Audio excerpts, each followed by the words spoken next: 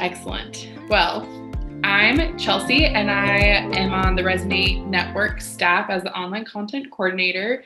So I'm in charge of the blog, the DTs, interviews with Brian Jones. And so, Brian, tell us who you are, where you live, and what we're going to talk about today. Yeah. What up? I'm Brian. I currently live in Missoula, Montana. I'm a part of our team here that is planting a church on the campus of the University of Montana.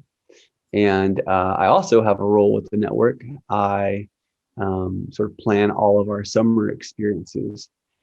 So if you've heard of Elevate, then I've had something to do with that in the past. So yeah, this is my 7th year on staff.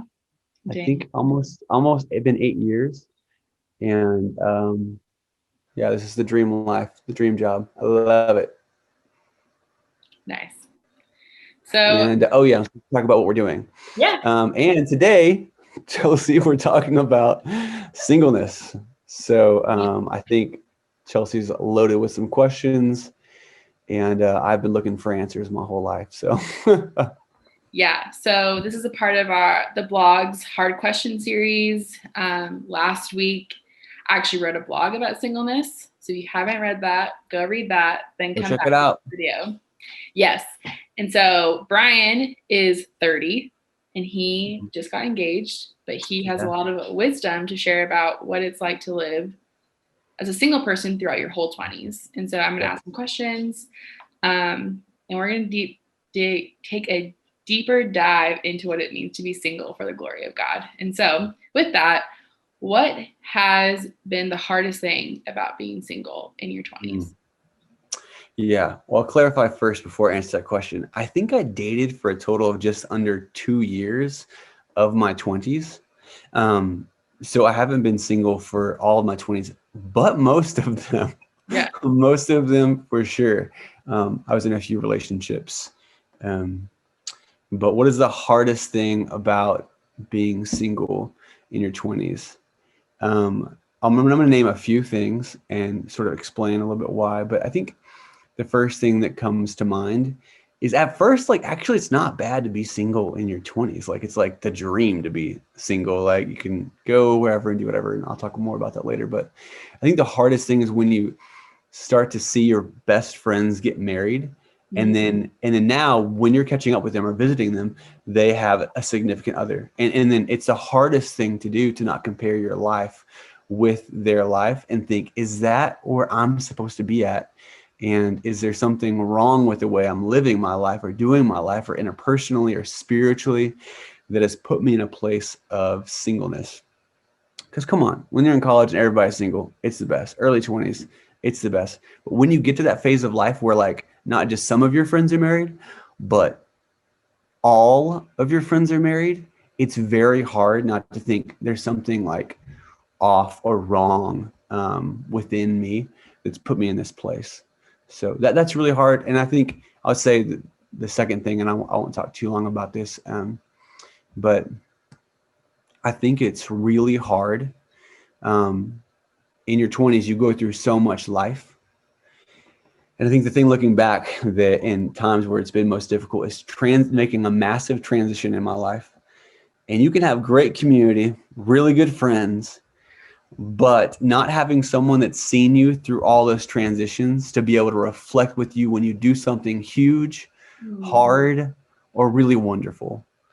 You might have people like in that phase, in that moment, to be with you, but not someone that's seen you through all of it. And I think that's been a really difficult thing for me in my 20s, to not have someone with me moving to a new city, or not have someone with me when I lose like a loved one, or not have someone with me that's seen me through life, to celebrate something really big, like massive, that I've overcome.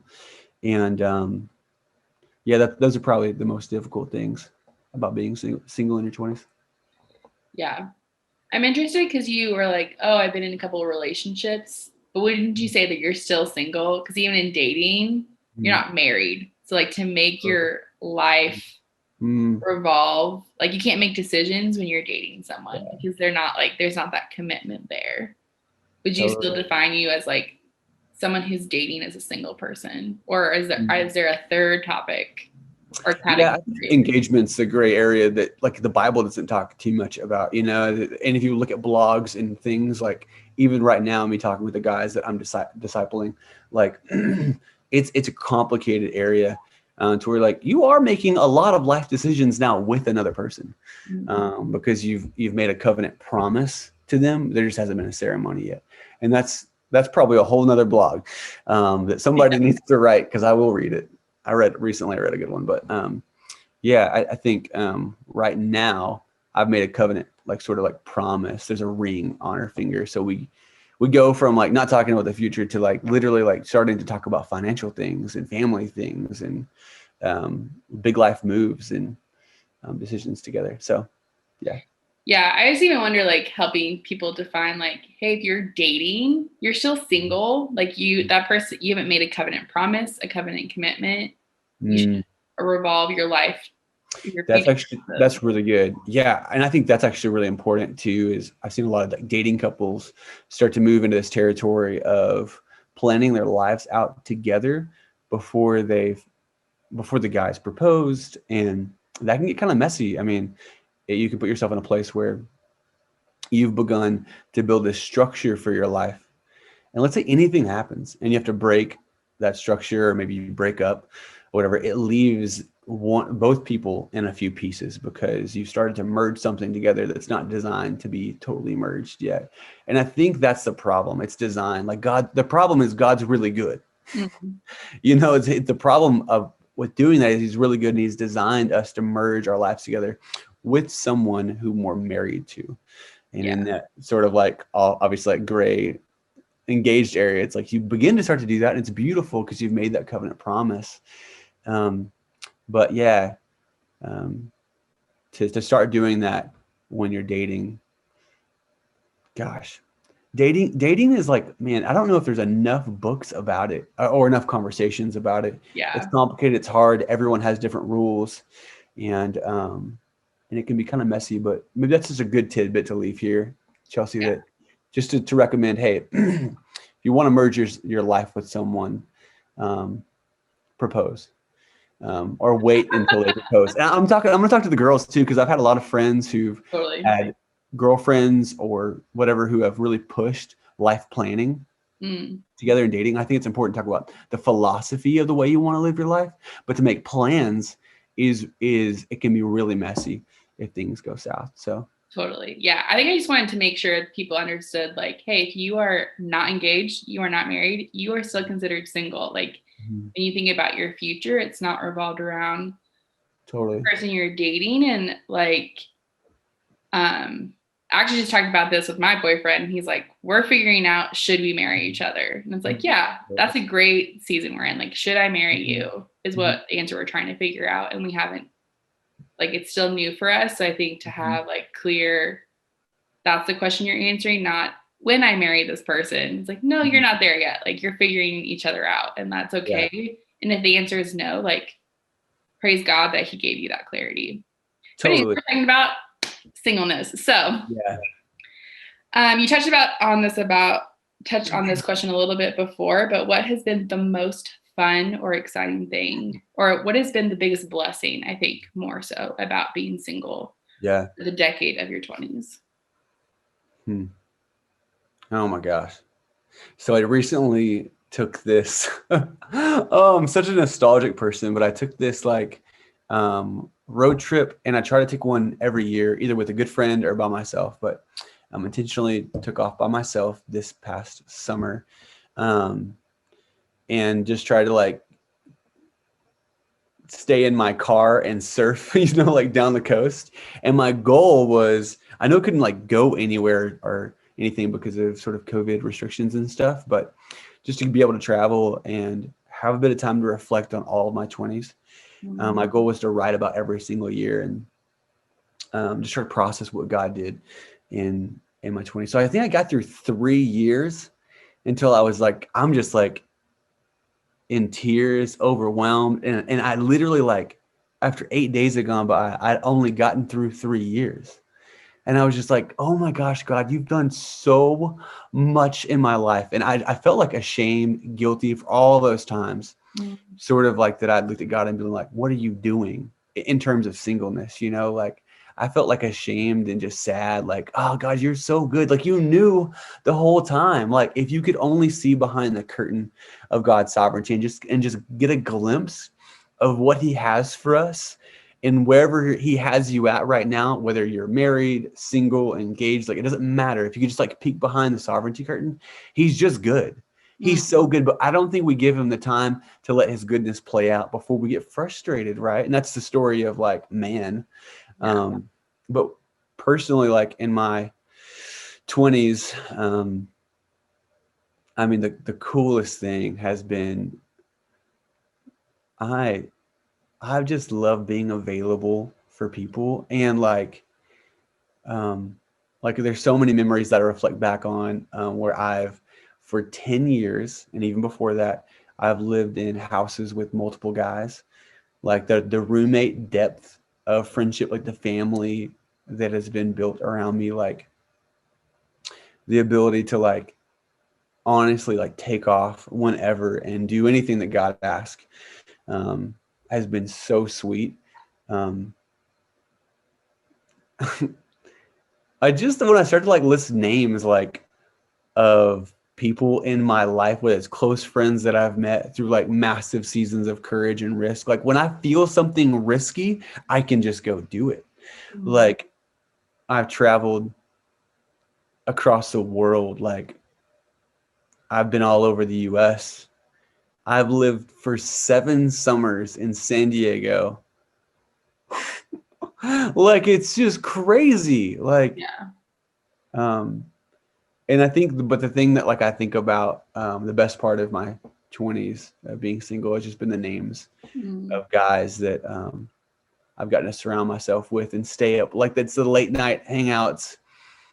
It's the on a whim, like let's hop in the car and go do something. Like it's having people over whenever or going to their place. Like, and then the past couple of years it's been really sweet. Like I've done road trips every year to go see all my friends that are married, and I Mm. can just go and take off and pop in their house and feel like a part of their families, like a kind of uncle popping in and out. And I Yeah. feel really thankful um, for years to just to say yes to anything God's asked me to do in a risky way. Yeah.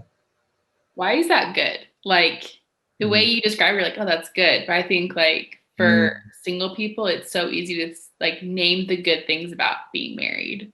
Yeah. It's really hard for us. And I think what you just said is like good, but why? Why are those good? Why is availability good? Depth with roommates, the list of names that you have, like the freedom to road trip, go to San Diego. Like, why are all those good things, you'd say?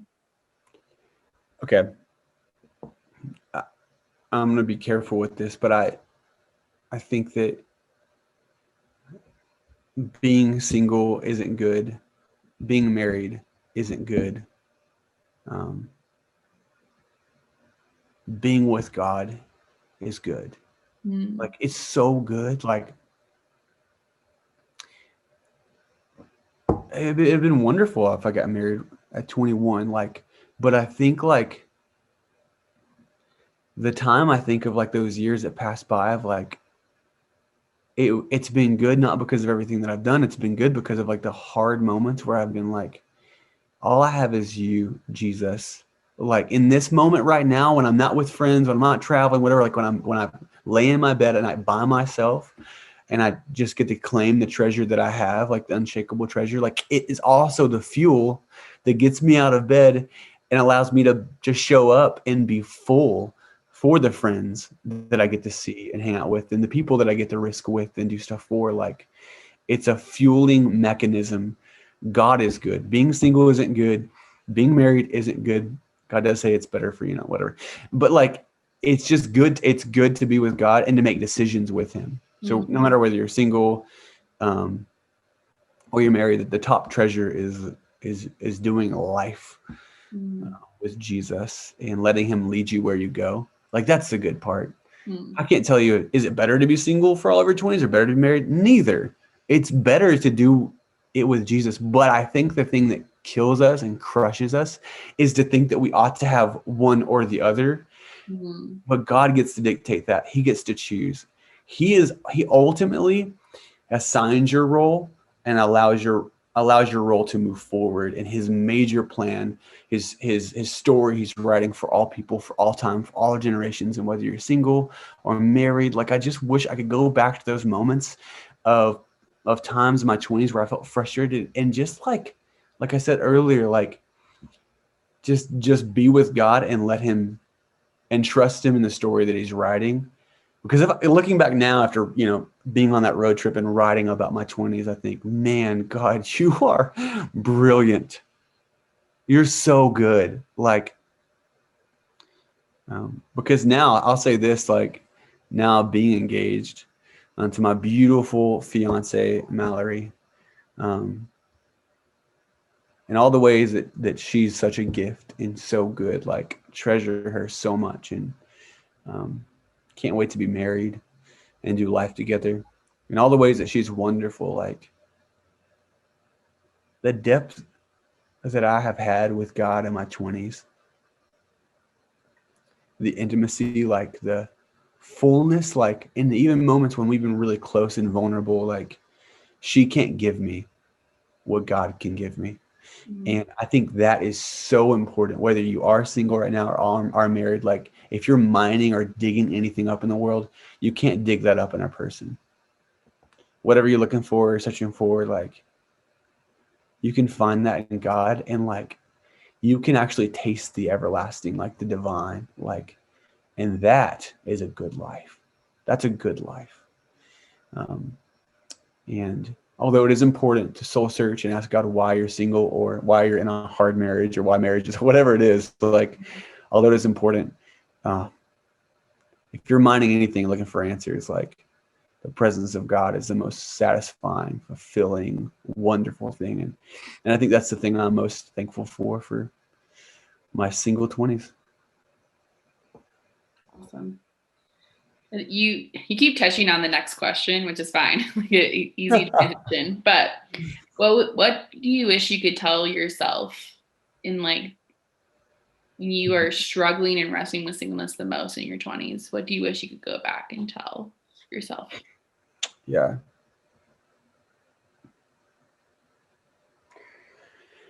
And I actually think more as of recently, Chelsea, like I've been able to name this just like more accurately than I have in my whole life. But I wish if I could go sit down with myself in those moments, like me now I turned 30 this year, and sitting down with like myself in my 20s at any point, I think I would ask him, hey, are you planning a life and desiring a life that is curated by the world and culture? Are you wanting a life that's been curated for you, that's been planned and polished and sold to you by the world? Or are you aching for and longing for like something from God? And that overlap can be so fuzzy and frustrating because the Bible does say it's not good for man to be alone. And it also does talk about the other side of like, it's good for man to be alone on mission, like it's Paul says that, and like you see both sides. And I think both are really beautiful. It's not our job to decide where we're supposed to be. Like God gets to assign. And I think if I could just like sit down with myself, I would just genuinely dig like, where is this life you're building for yourself or desiring coming from? And I think we can have an authentic burn and desire to be connected to another person that is helpful to serve God. Like that's a beautiful design of a marriage. Like it's amazing. And when played out in its fullness, like has blessed the world. And also there's a beautiful design for our singleness. Yeah. Because God assigns whoever we're with or by ourselves, like a mission, a purpose, like a calling. And I've just been in proximity to too much great, like calling, too many great assignments, too many great things to just like dwindle away from those things by something that's curated by a world that doesn't love me. And a God on the other side who does love you, I think is the one that makes it possible to endure those seasons with joy and gladness, and continue to give ourselves to the thing that he's provided, you know? Yeah, that's really good. Okay, last thing. What advice could you give? Like, our church is full of young people, 18 to 25, I think is the majority of our church. And dating, relationships, crushes, romance, we love to talk about it, right? Who doesn't love a good crush story? But what advice would you give us as a young church to pursue singleness, dating, engagement, marriage in a way that is glorifying to God and is praiseworthy? Like in those seasons, singleness, dating, heartbreak, marriage, engagement, like how do we live our lives and leverage those things that God gives us for his utmost glory and for our utmost good? Yeah. I'm going to tell you 3 things, and I have it in a note on my phone because, like, as I've thought about this, like, I literally wrote 3 things down that I want to tell every person in our church that's single or in a relationship. And here we go. I'm going to unleash them. Okay, this is my moment. No, I do think this is not conclusive, but there are 3 helpful things. So maybe if you have the ability to write them down, you can, or I'll publish them somewhere at some point. The first thing is that, like, relationships are a gift. Relationships are a gift. You can't earn them. You can't work hard enough and achieve a relationship. And the way we view ourselves being in one or anyone else, we have to view it humbly as God gives relationships to us as a gift. Intimate relationships. I mean, when you see your friend start dating or get engaged or get married, like, we get to see that in their lives as a gift, and it's nothing else. There's nothing wrong with you or right with them. It's a gift, and God chooses and assigns those things, and his timing is so good. And I think a shift, like, is so important to make that I wish I could go back and do earlier in my 20s, is to see that for myself, that if a relationship comes, it's a gift. And I'm going to treat it like that, because if we don't see it as a gift, as if it's something we're owed or have earned, then it can be so heartbreaking and devastating to our personal identities, to our calling, to our friendships. But when we see them as a gift, we just get to see God's glory in our singleness or in the pairing of another person's life, and get to celebrate each other. It's so beautiful, just to celebrate what God gives. It's crushing to claim something it feels like we should have earned. So God doesn't work like that. The second thing is love your friends first. The best way to prepare for a relationship is to be a really good lover of your friends. Like, show up for your friends. Like, actually, there was one point, like, I thought in my 20s where I wasn't married, and a lot of my friends were getting married and having kids, and I thought of my finances differently. And I thought, I'm going to start treating my friends that are, like, much younger than me, like people I'm discipling. And I don't mean this in a weird way, but like kids. Like, if I had kids right now, the money that I would spend on them in a family unit, I'm going to start blessing my friends that way and showing up for them, like, both interpersonally and, like, financially. And I decided in my mid-20s to make a radical shift through the way that I see my friends. And I'm so glad I did. Like, love your friends first. Like, I've never been more equipped in my life to love a girl than having 10 years before me of loving my friends in the same way of, like, seeing them as a family unit. Because I think we, like, actually hold on to stuff, like, because the world sells us something that says, like, secure, and then give it to someone that you're in a romantic relationship with or married to or whatever. Secure. But, like, man, Abraham was blessed by God to be a blessing, and it says that his family would bless the entire earth for generations. And we are the inheritors of people that have been blessed to to bless others. So just simply show up and love your friends first. Like, it's the best thing you can do. And it'll prepare you to be in a great relationship someday. That's a really good advice. Like, I have never actually thought of that. And you saying that, I'm like, oh, I should do that. Like, that's great. Like, I'm radically going to change my life now. Like, that's a great, even you saying like Abraham's family was used to bless the earth. It's like, oh, the church is supposed to do that. And like, we should live like the church, like Acts 2 church, right? We talk about that a lot. Be the church. Yeah, totally. Yeah. I mean, I'll just say this before I go to my third one. It's hard to do that because we're all being sold something different that you're not supposed to, but it's not true. It's so good. These are good. Competing narratives. The third thing, the last thing is let God love you first. If you're single right now and you're waiting on someone to show up in your life and love all the broken parts of you and celebrate all the great parts of who you are, waiting for a person to do that will be incomplete. The best thing you can do is like let God into all the parts of who you are, all the parts you're ashamed of, all the parts you're proud of, and praise him for all of it, because he has allowed you to be in the place that you are for a reason. Mm-hmm. And there's nothing that can be cured by a person coming into your life and affirming or loving or doing anything that God was supposed to do. I think like that is maybe one of the biggest mistakes that I've made in my 20s is I thought that because of all the ways I've like served God and like showed up for him, like surely he'll provide a person to come fill all my voids and gaps that I desire. And it'll be a beautiful woman that'll come into my life and do all those things. And I found myself in my late 20s thinking, man, it hasn't happened yet. And I think that's by design. As God's the one that can give that. So let God love you first is the best way you can prepare to love somebody else.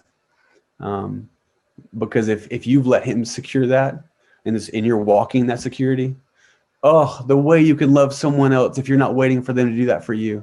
Like you can actually give a genuine, complete person to them because he's already satisfied everything. And that's easier said than done. But that's why we do life in community and we confess things and we're honest and transparent and unashamed and let God into those things and our community into those things. So don't wait on a person to fill you up. Let God love you first is my last thing. Brian, thank you so much. That is a good word, like so good. And I'm so glad that you were willing to be transparent and vulnerable about the last 10 years of your life and like even getting to let us take a glimpse of how God used you in God's glory through your singleness and through your ministry. And yeah, just so thankful that you took time to let me ask you these questions and like prod and push and get to see all of the things that God has taught you through those things. So thank you so much. Of course. Thank you so much, Chelsea. Great to see you.